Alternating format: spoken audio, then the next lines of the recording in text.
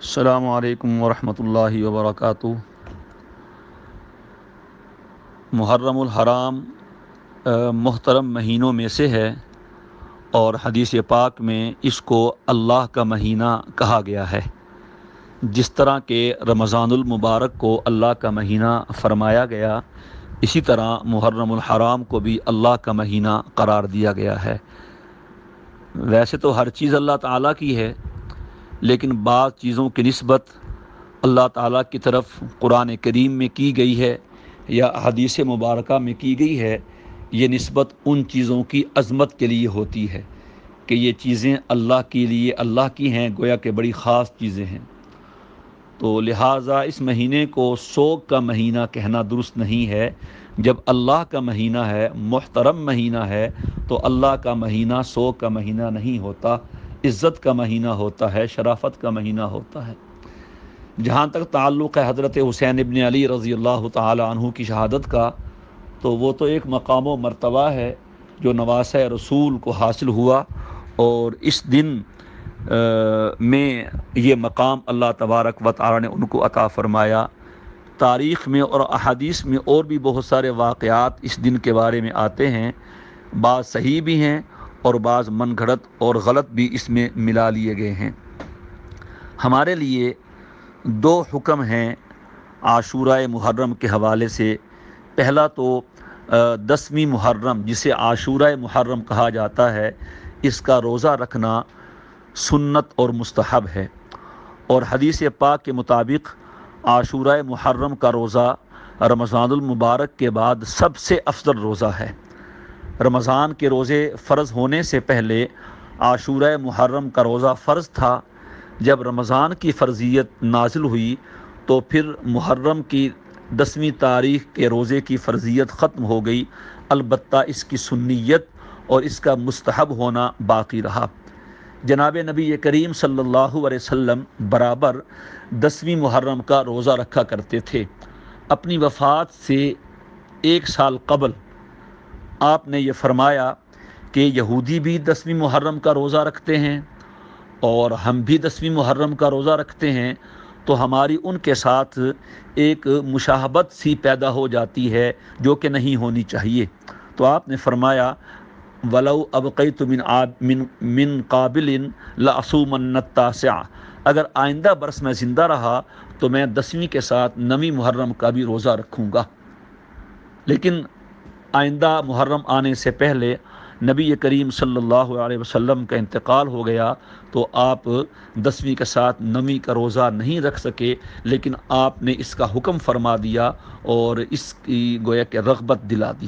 چنانچہ علماء کرام نے فرمایا ہے کہ عاشورہ محرم کے ساتھ 9ویں محرم کا روزہ رکھنا چاہیے، یا اگر کوئی 9ویں کا نہ رکھ سکے تو 10ویں کا اور 11ویں کا۔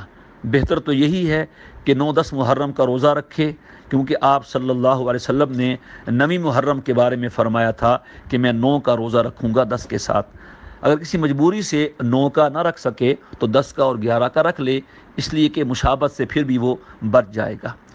یہ روزہ جیسے میں نے کہا احادیث کی روشنی میں رمضان المبارک کے بعد سب سے افضل روزہ ہے، اور سال بھر کے جو مستحب اور مسنون روزے ہیں ان میں سب سے افضل روزہ ہے۔ اور حدیث پاک میں آتا ہے کہ یہ عاشورہ محرم کا روزہ مجھے اللہ کی رحمت سے امید ہے کہ گزشتہ سال کے گناہ اس سے معاف ہو جائیں گے۔ آپ نے پہلے بھی سنا تھا کہ عرفہ کا روزہ ایسا ہے جو 2 سال کے گناہوں کا کفارہ بن جاتا ہے۔ جب عرفہ کے روزے سے گناہ معاف ہو گئے تو پھر عرفہ کے بعد عاشورہ کے روزے میں تو سال نہیں گزرا۔ تو علماء نے لکھا ہے کہ جہاں احادیث میں گناہوں کی معافی کا ذکر آتا ہے اور بندے کے نامہ اعمال میں گناہ نہیں ہوتے، تو اللہ تبارک و تعالی اسی کے مطابق اس کے درجے بلند فرما دیتے ہیں۔ تو اس کا اہتمام کرنا چاہیے، 9-10 محرم کو روزہ رکھنا چاہیے۔ اور دوسرا عمل جو احادیث سے ثابت ہے اور حدیث میں بیان فرمایا گیا کہ جو آدمی عاشورہ محرم کے دن اپنے گھر والوں پر کھانے پینے میں وسعت کرے گا تو اللہ تبارک و تعالی اس کے رزق میں سال بھر کے لیے برکت پیدا فرما دیں گے۔ تو اس پر بھی عمل کرنا چاہیے۔ یہ کوئی فرض یا واجب نہیں، بلکہ ایک جائز عمل ہے، حدیث سے ثابت ہے، گویا اس میں ایک طریقہ بتایا گیا کہ جو آدمی اپنے رزق میں وسعت چاہے تو ایسا کر لے۔ لیکن یہ بات یاد رکھیں، یہ اپنے اہل و عیال کے بارے میں ہے، باہر اڑوس پڑوس میں لوگوں کو تقسیم کرنے کے بارے میں نہیں ہے۔ تو گھر میں جو کھانا پکتا ہے ذرا اچھا بنا لیا جائے، ساتھ کی اور میٹھی چیز بنا لی جائے۔ جو آدمی اپنے وسعت کے مطابق کھانے پینے میں، اس دن کے کھانے پینے میں جتنا اہتمام کر سکتا ہے، اپنے گھر والوں کو، بیوی بچوں کو، گھر کے لوگوں کو کھانے میں وہ کرے۔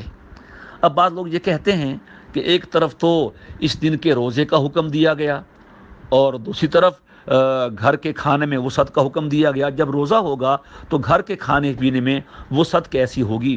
اس کا آسان سا جواب یہ ہے کہ عاشورہ محرم کے دن 10ویں محرم کو آدمی بازار سے گھر کے کھانے پینے کا سامان لائے۔ ظاہر بات ہے افطاری کے لیے کھانا دن میں ہی بنے گا نا، تو جو کھانا افطاری کے بعد کھائیں گے اس کی تیاری ہے، اس کے اخراجات ہیں، وہ سب عاشورہ کے دن ہو جائیں گے۔ گھر میں کھانا تیار ہو گیا، اب روزے کی وجہ سے نہیں کھا سکتے تو افطاری کے وقت میں کھا لیں گے۔